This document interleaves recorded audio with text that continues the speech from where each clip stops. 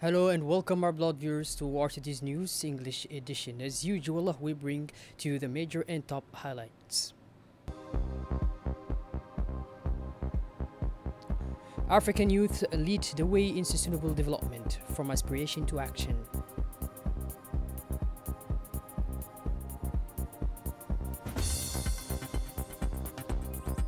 And on the international scene in South Sudan, malnutrition and famine worsening, says UN. Those were the major and top highlights. Welcome back to our newsroom, our blood viewers. Under the high patronage of His Excellency the President, Mr. Ismail Omar Guelleh, the closing ceremony of the 5th edition of the African Youth Forum was held this morning, aimed at an atmosphere of enthusiasm and collective commitment. Organized by the Ministry of Youth and Culture under the supervision of Minister Dr. Hibu Mumin Asowe, the 3-day continental event brought together hundreds of young people from across Africa. The 2025 edition, held under the theme From Ambition to Action, Youth as Catalysts for Sustainable Development, emphasized the imperative of actively involving young people in Africa's social and economic transformation. Through seminars, interactive workshops, and networking sessions, participants discussed practical solutions to make youth a driving force for positive change in their communities.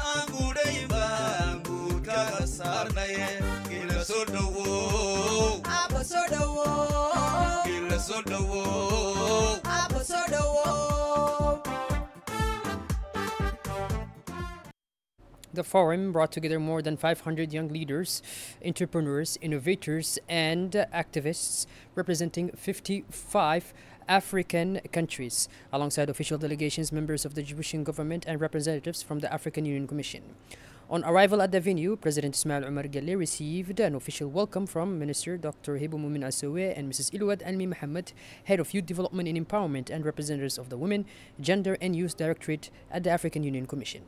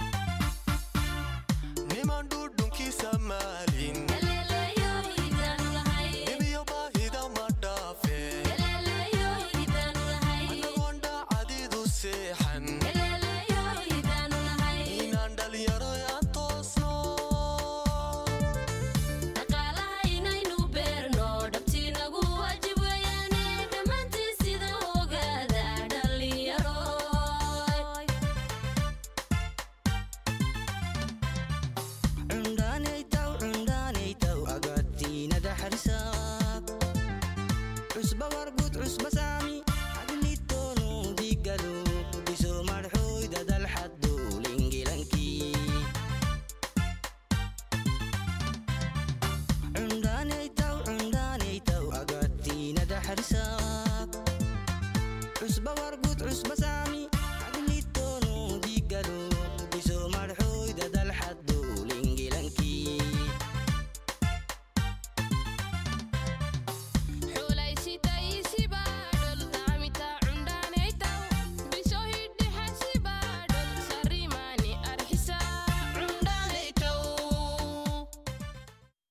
The UNDP representative underlined in her address that peace is central to development, noting that development cannot prosper without peace. Let's listen to her. As the former Secretary General Kofi Annan said once, any society that does not succeed in tapping into the energy and creativity of its youth will be left behind. I think by now, in 2025, we know this, it's true, and you are the living proof. Innovation thrives when there's young people coming together with ideas and there's a conducive environment. And peace is the centerpiece of growth, as development cannot thrive without peace. We have heard very powerful stories from peace builders all across Africa and any other part of the world. Here in Djibouti, we know that peace, stability, and is very, very precious, and we understand it and we value it. I want to quote His Excellency Ismail Omar Guelleh, who said last week during the inauguration of the Arta Memorial that you will actually visit later today, that, quoting, having experienced firsthand, our regions knows better than any other that war has a cost and that peace is priceless. The chair of the African Union Commission said in his speech that today's event aligns with the Union's vision, which places youth at the heart of the change process. For her part, Minister Dr. Hibu Mumin Assoui expressed her gratitude in her remarks to the President of the Republic for his continued support for youth issues.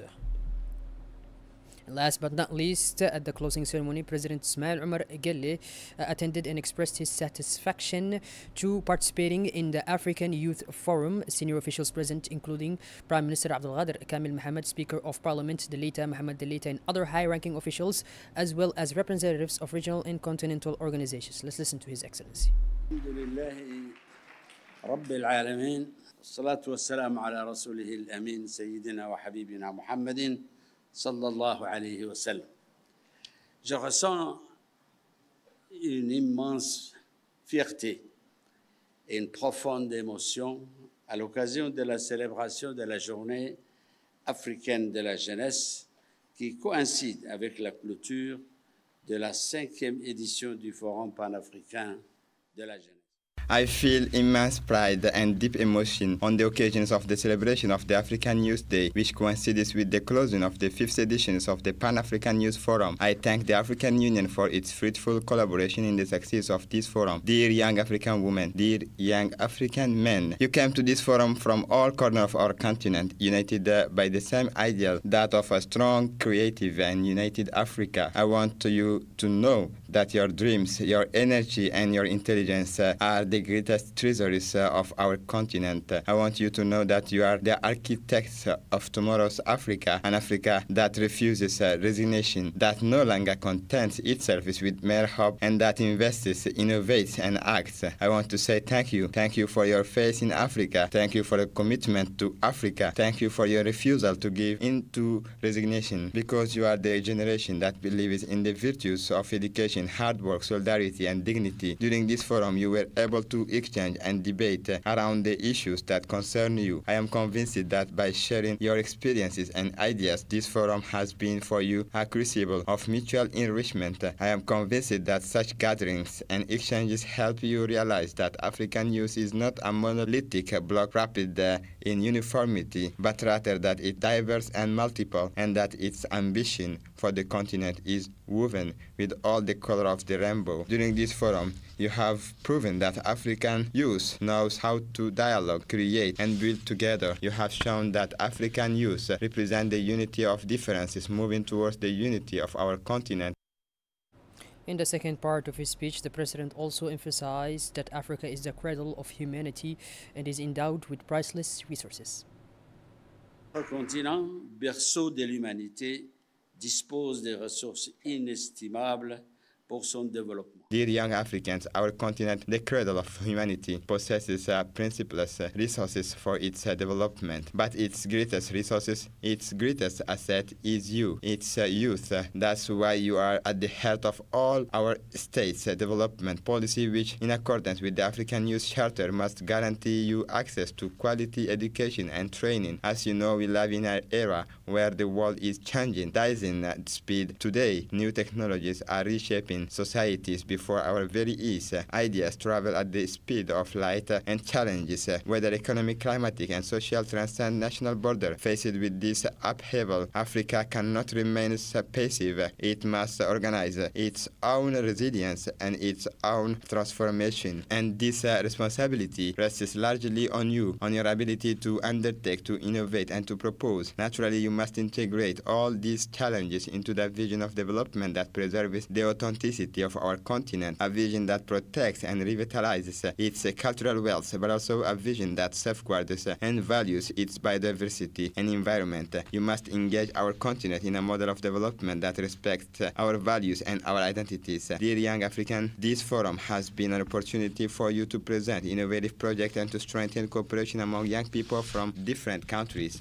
I sincerely hope that the ideas, resolutions, and projects that have taken root here will be transformed into the concrete actions. This forum is coming to an end, dear young Africans, but your mission is only beginning. Know that Djibouti will always be a land of welcome and dialogue for you. We will continue to strengthen academic exchanges, ideas, incubator, and economic initiative led by young Africans, because from Djibouti to Dakar, from Cairo to Cape Town, one same sprite animates our continent, the sprite of youth. The closing ceremony featured the Heads of States Awards presented to the top 3 winners at the forum, plus a special jury prize. The awards highlighted the dynamism and creativity of African young women engaged in entrepreneurship and the arts. First place went to Nastahu Ahmed, founder of Original Jewelry, honored for her outstanding work in handicrafted jewelry that blends tradition and modernity. Second place, the owner of the Hidayah Boutique, recognized for the innovative spirit and impact on the fashion industry. Third place, Ghadia, a young visual artist, awarded for her artwork and cultural commitment. Jury prize, Amina, co-founder of the Income Foundation, received special recognition for her entrepreneurial initiative focused on creating opportunities for youth. Through the award ceremony, the president reiterated his support for African youth, underscoring the symbolic importance of recognizing and encouraging local talent across fields. As part of the European Union-funded project to strengthen the activities and capacities of practices of the National Human Rights Community, CNDH, in partnership with the University of Djibouti, organized on Thursday, 6th of November 2025, a major dialogue seminar entitled Human Rights for All. The event is part of a series of awareness, education, and training activities on human rights targeting Djiboutian youth, especially law students who are future actors in the judiciary and public governance. 3 members of the National Human Rights Committee moderated the discussions, addressing central topics related to the rule of law, including the rule of law as the foundation of any democratic society, guaranteeing the supremacy of law and equality before justice, access to justice and the right to a fair trial, the cornerstone of protecting fundamental rights and building trust between citizens and judicial institutions, the promotion and protection of human rights, which affirms collective responsibility in ensuring dignity, freedom, and equality for every individual. Speakers presented institutional analysis, practical experiences, and example of human rights application in the Republic of Djibouti, prompting an interactive and constructive exchange with students. The seminar stressed the knowledge and understanding of human rights go beyond theory and constitute a core professional and civic skill for any law graduate. Understanding basic rights, their sources and protection mechanisms is essential for fair justice and strengthening the rule of law. The conference of the African Union Policy Framework for Sustainable Development in Africa concluded on Tuesday at Sheraton Hotel after 2 days of intensive and constructive discussions. The meeting was opened by the Minister of State for Sports, Mr. Hassan Mohammed Kamel, and brought together prominent figures in African sport present in Djibouti, including the chair of the Advisory Council, Dr. Jill Patrick from Uganda, for the African Union of Sports, Mr. Shambadi Diusis, chairman of the Executive Committee of the Tanzanian Sports Union, and Mr. Lucas George, chair of the Regional Sports Council for Zones 4 Seychelles. Delegations from several African countries and national sports officials also attended. Over the 2 days, participants discussed practical strategies to promote sustainable sport as a driver of unity, social cohesion, and economic development across the continent. These discussions led to adoption of the revised policy framework for sustainable sport development in Africa, integrating sport into the broader African Union Agenda 2065. Warm welcome here for this conference and the workshop here. We really appreciate the high standard level that the government has put to the attention of this conference, and I wish that all other members' countries do take example from what the Republic of Djibouti has done for this region, setting the bar to a high level, and we thank you. This morning at the Sheraton Hotel, a workshop on water governance in rural areas brought together representatives of local authorities, community organizations, and technical partners, organized by the Ministry of Agriculture, Water, Fisheries, and Livestock in collaboration with the United Nations Development Programme, UNDP. The workshop presented key findings from studies on water management in rural areas and discussed challenges related to sustainability and community participation. Stakeholders increase the involvement of women and youth in managing this vital resource. The workshop sought to evaluate achievements by the Safi engineering firm in the decentralized water points management support science of the Directorate of Water Resources, and above all to discuss and endorse final recommendations for scaling up the program. The event is part of broader efforts to improve equitable and sustainable access to drinking water in rural areas and to support national sustainable development policies. The Director of Rural Water Resources described the workshop as the culmination of a critically important mission carried out in partnership with UNDP and led by engineering firm African Engineering Company. Shifting gears towards the international scene now, the United Nations today warned that the South Sudan continues to face an acute food crisis likely to worsen without urgent humanitarian action. The latest Integrated Food Security Phase Classification report released today projects that more than half the population, about 7.56 million people, will face crisis levels of food insecurity or worse during the 2026 lean season, April to July. In addition, more than 2 million children are expected to suffer from acute malnutrition during that period. Kenya is continuing talks with the International Monetary Fund over a new assistance program. Finance Minister John Mbadi said on Tuesday Kenya formally requested a new loan program after its previous $3.6 billion arrangement expired in April, and discussions took place in Washington last month following an IMF mission to Nairobi in September. Well, by this, our blood viewers, we finally conclude this edition. Thank you for being with us, and make sure to tune in later for more as usual. Have a wonderful evening and take care. Thank you.